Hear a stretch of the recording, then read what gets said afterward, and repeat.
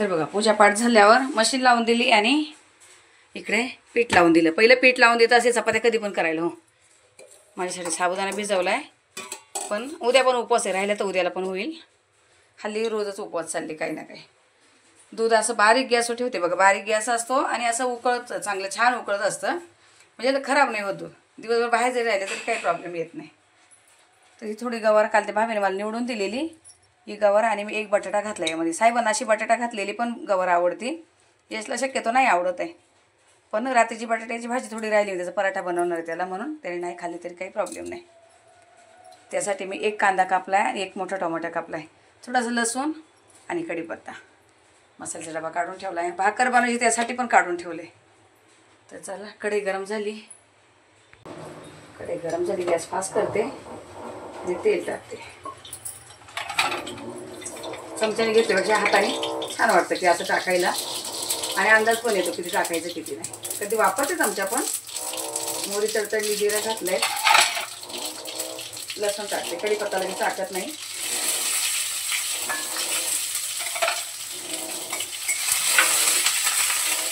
कढीपत्ता आणि कांदा पण पीस टाकते.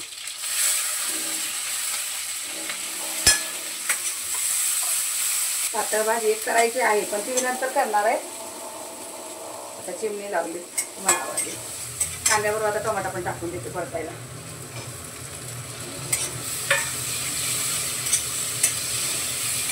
चिमणी लावली नाही तर धूर असं येतो आणि मग इथे असं तेल जमा होतं.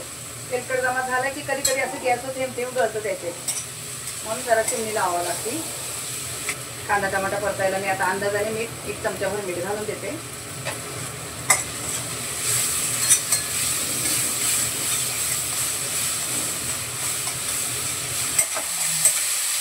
अजून कांदा टमाटा परतायला थोडंसं वेळ आहे, बारीक गॅसवर ठेवलं की छान परतून घ्यायचं आहे. टमाटा गळू द्यायचं आहे. तोपर्यंत आता दूध गरम झाले. साखर अजिबात नाही घेतली आहे बघा, साखर बिलकुल घेत नाही. कॉफी सकाळी पाण्यात घेते, आणि आता म्हटले दूध कधीचीच घ्यायची होती मला, पण दूध गरम नव्हतं. नुसती अशी कॉफी आणि दूध पण छान लागतं घ्यायला. आता उपवास आहे म्हणून डबल घेते. सकाळी एकदा पाण्याबरोबर घेतल्यावर नाही घेत. खूप दिवस झाले पाहिजे न तुम्हाला मी चहा प्यायला नाही बोलवलं, कारण चहाच पीत नाही. घेतला तरी तो बिना साखरेचा असतोय. या कॉफी घ्यायला हे परत ते बारीक गॅस तोपर्यंत कॉफी घेते मी. आता दूध चांगलं उकळलंय, बारीक गॅस खूप वेळ उकळून गेली. परवाच मी एवढा डबा भर लसूण सोलून ठेवला होता बघा, काल आणि आज एवढ्यामध्ये संपला. खूप लसूण सोलावा लागतो मला, भरपूर लागतो सगळ्या भाज्यांना. थोडीशी हळद आणि एक चमचा धना पावडर. गवारीच्या भाजीला कधी पण आहे ना धना पावडर टाका, छान लागते. एक चमचा तिखट, अर्धा चमचाच मी काश्मीरी घालणार आहे, अर्धा चमचा काश्मीरी पावडर. बस झालं. आणि गवार आणि बटाटा मी धुवून ठेवला स्वच्छ.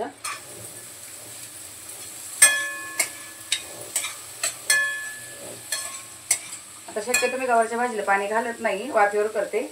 पण आता सगळं बटाटा गवार सगळं शिजायला बघ, अर्धासा कप पाणी मी घातलं यात.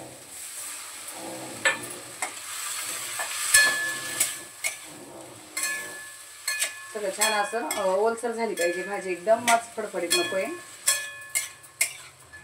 मीठ मी कांदा टमाटा परतवणे घातले बरोबर, एक चमचा अंदाजाने बरोबर टाकले. गॅस बारीक करून झाकण ठेवायचे, झाकण ठेवून परतत राहायचे. नंतर शेंगदाणे कूट घालायचं आहे, तोपर्यंत दुसरे कामं करायला घेते. झाकण ठेवून अर्धा कपभर पाणी घातलेलं, कांदा टमाट्याचं पाणी उतरलंय, काही गवारच्या भाजीचं सगळं मिक्स आहे. तर बऱ्यापैकी शिजली भाजी. आता अजून थोडीशी बाकी आहे. आता चपात्या करायला घ्यायच्या आहे. तर 2 चमचे भर मी शेंगदाणा कूट घालते. आता हा आपल्या सगळ्याच भाज्यांना शक्यतो कुटा असतोच आहे, पण आता पर्याय नाही आपल्याकडं. मी तुम्हाला पहिलेच बोलले, ओलं नारळाचा प्रकार हा चालत नाही. फक्त जे वाटण बनवेल त्यातच खोबरं, जे वरतून असं खोवून घालतो ना तर ते चालत नाही कोणालाच. मला स्वतःलाच नाही आवडत, मी तर पण ॲडजस्ट करून घेईल, पण बाकीच्यांना नाही आवडत आहे. तर शेंगदाणे कुटाशिवाय आपल्याकडे पर्याय नाही, म्हणून महिन्याला आपल्या 3-4 किलो तरी शेंगदाणे लागतात. हे बघा जवळून दाखवते.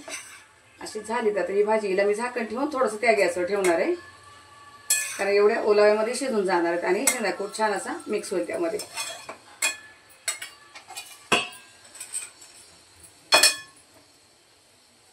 आणि इकडच्या बाजूला इथे त्या ताई येतील आता, म्हणून बारीक गॅसवर चहा ठेवून दिलाय. आता त्या येऊपर्यंत चहा पण उकळतो चांगला छान असा. आणि त्या बोलते असा खूप घट्ट चहा होतो ना उकळून, त्यांना खूप आवडतो. त्या बोलते खूप छान होतो चहा तुमचा.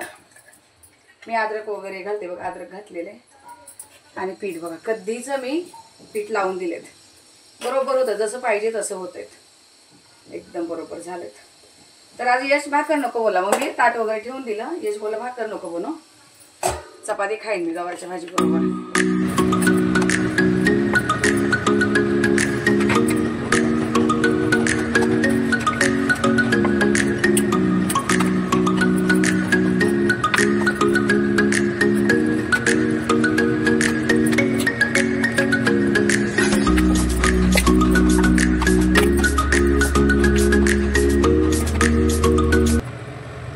बघा रात्री बटाटा बनवलेला तो राहिलेला, म्हटले आता यशला याचे 2-3 पराठे लाटून देते, जे खाईल ते खाईल.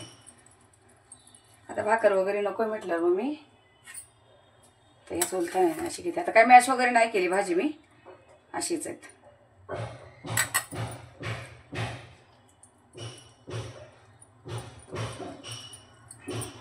थोडंसं असं हे करून चांगलं बंद करून घेतलं.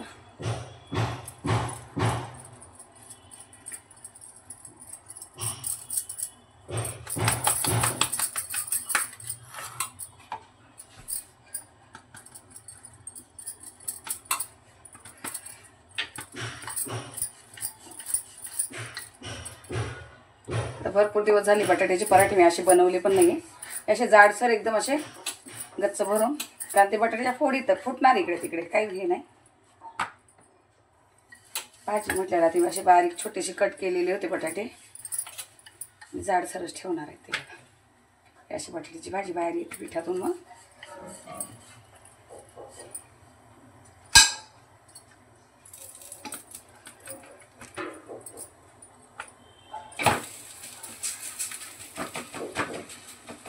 अशी गरम करून दिली तर कोणी खाणार नाही, त्यापेक्षा अशी जराशी पराठे लाटून दिले तर सगळे खाते. मी आता लाटून घेते. भाभी पण आली, आता पटकन उरकावं लागेल.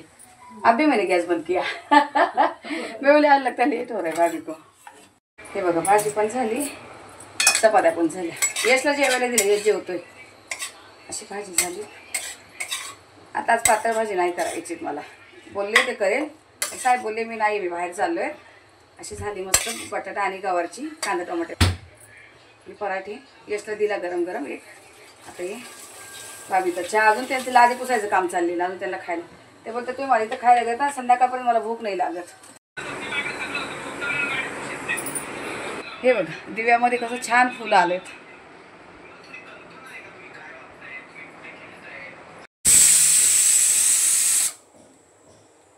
यामध्ये लावल्यात शेंगा, काल आणलेल्या भुईमुगाच्या शेंगा उकडायला लावल्यात. मला आवडतात मीठ घालून उकडलेल्या शेंगा.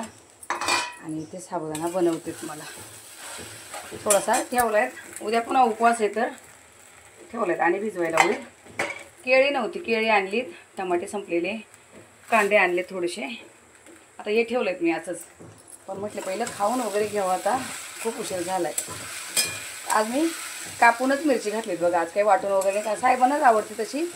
यशला मला अशी कापून मिरची घातली तरी पण चालते. पावणे 2 वाजले. आता पावणे 2 वाजले बघा. आत्ताशी माझे सगळे कामं झालेत, कपडे वगैरे बाहेर टाकून, काय ते संध्याकाळचं सगळं दीदीचं नियोजन करून, कारण भाजीची वगैरे तयारी करून ठेवायला लागते. माताची भाजी बनवायची, त्याची थोडीशी तयारी करून ठेवली की संध्याकाळी पाण्याची आणि डब्याची गडबड होती, म्हणून थोडं आवरावरी करून ठेवलीत मी. तिला काय बनवायचं ते. आणि दिवा चालू आहे बघा, तुम्हाला बोलेन दिवसभर दिवा चालू असतो. तर ते साबुदाणा झाल्यात बनवून खाऊन घेते, थोडंसं 1 तासभर आराम करते. 4 वाजता लवकर डबा बनवून पाणी भरून मग वाचन करायला बसायचं आहे. आता संध्याकाळचं जेवण बनवून झालं आहे, वाचन करायचं आहे म्हटलं म्हणून मी काहीच शूट घेतलं नाही. चपात्या झाल्यात. आता संध्याकाळची अशी दीदीला गरम गरम भाजी चपाती द्यावं लागते. आज एवढंशा चपात्या केल्या, भाकरी वगैरे काही नाही करणार आहेत, कारण डाळ भात भरपूर झालेत. आणि दीदीला दुधाचा चहा बनवला मी. ती बोलली मला चहाबरोबर काहीतरी खायचं आहे, दुधाचा चहा बनव, नाही तर रोज काळा चहा घेते. आणि फक्त तुरीचं वरण, नुसतं तुरीच्या डाळीचं वरण आहे. तर मी सोमवारला गुरुवारला मसुराचा कुठला काही प्रकार टाकत नाही म्हणून नुसतं तुरीचं केलं, मुगाची डाळ पण नाही टाकली मी. आणि इकडे बघा ही कालची मटकी राहिलेली पातळ बनवली, त्यानंतर राहिलेली त्याची मी अशी सुकी कांदा टमाटा घालून मटकीची भाजी बनवली.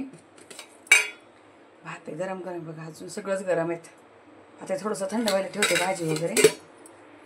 चपात्या झाल्यात आणि अशा शेंगा ज्या उकडल्यात मी कुकरला मस्त अशा एकदम नरम उकडल्या बघा. असे ना यांचे असे तोंड फोडून घेतले, म्हणजे मिठाचं जो आहे पाणी सगळं आतमध्ये जाते बघा. सगळ्यांचे असे तोंड फोडून घेतलेले छान असे मस्त चवीला लागतात. मला तर आवडतं अशा उकडलेल्या शेंगा, भाजल्यापेक्षा ना उकडलेल्या मस्त लागतात.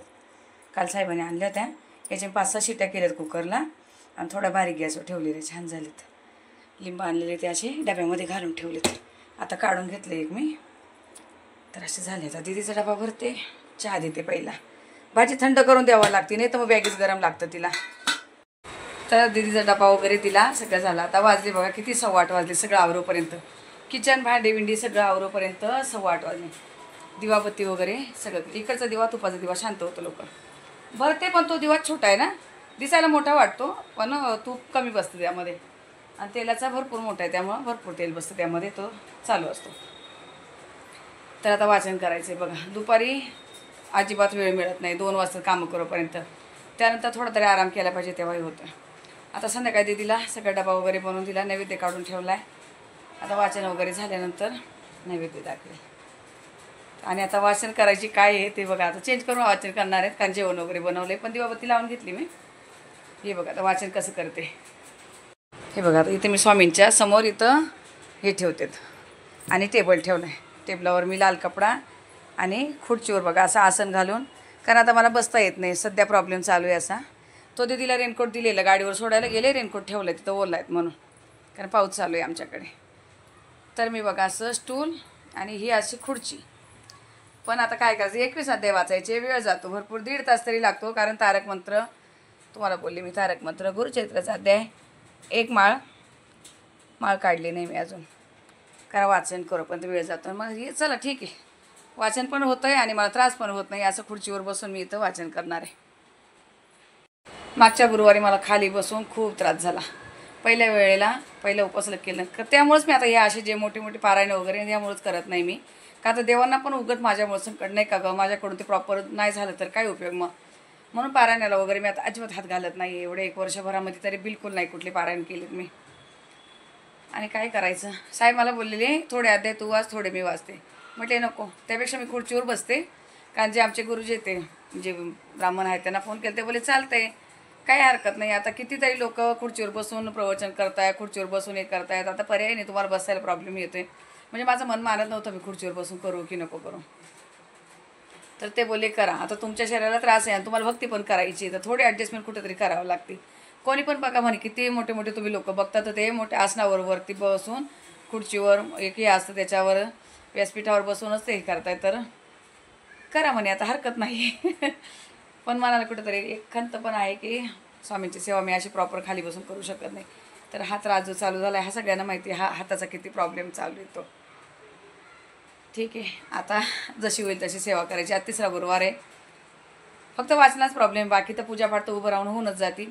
एक सलग मी बसू नाही शकत आहे, अर्धा ताससुद्धा बसता नाही येते. ट्रेनमध्ये प्रवास करून गेले आले ना, मला खूप त्याने आणि त्रास चालू झाला आहे. जाताना तरी थोडं रात्रीचं झोपून गेलं, येताना गाडीला खूप गर्दी होती, तर खूप आम्हाला सगळ्यांना खूप, आमचा तिकीट पण कन्फर्म झाले नव्हते, तर येताना जरा त्रास झाला, त्यामुळे आणि मला त्रास वाढला आहे तो. काय करायचं असं आहे बघा. पण चला असं देता येईल, तुम्हाला फक्त दाखवत होते का मी, म्हणजे पण सेवा चुकवायची नाही, कशी तरी कोणत्या ना कोणत्या पद्धतीने सेवा करायची. तर आता इथं बसून थोडंसं कम्फर्टेबल वाटेल. खाली बसल्यासारखं असं खालीवर मान करावं लागते, करायचं असे मान जास्त खाली नाही करायची. म्हणून आता इथे आपलं व्यासपीठ घ्यायचं आणि उंचावर बसून वाचन करायचं. चला आता चेंज करते आणि वाचायला बसते. आता बघा बरोबर 8:15 झाले, आता 10 वाजणार आहे. मला सगळं करोपर्यंत 10 वाजणार आहेत. 10च्या नंतर मग काय होईल ते, जेवणा खावण्याला 11 वाजतात. ठीक आहे, चला असं देता येईल ना. चला आता ह्या व्हिडिओला इथेच थांबवतोय, भेटू आपण पुढच्या व्हिडिओमध्ये. तोपर्यंत मग सर्व ताईंना श्री स्वामी समर्थ.